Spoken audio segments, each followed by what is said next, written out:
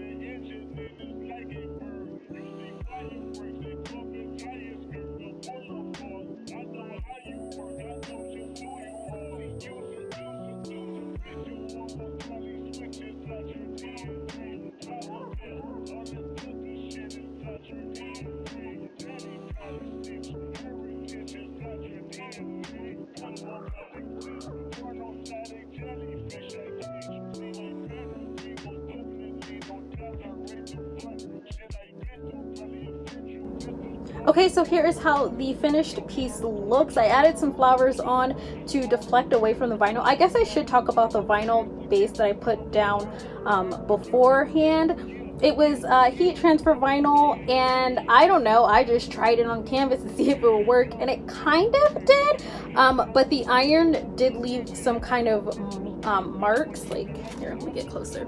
So you can see the markings and stuff right there that the iron left.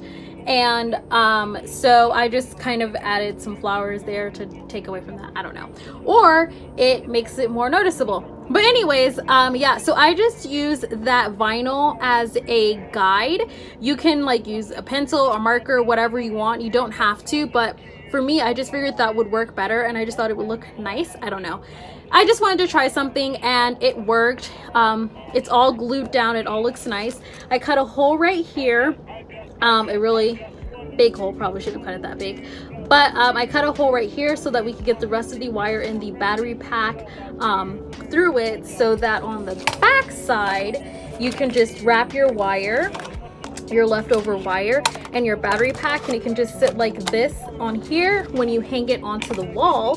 And I'm going to just add this flower right here, that way it covers it up. So once I do that, we just have to add the batteries, hang it up, and turn it on.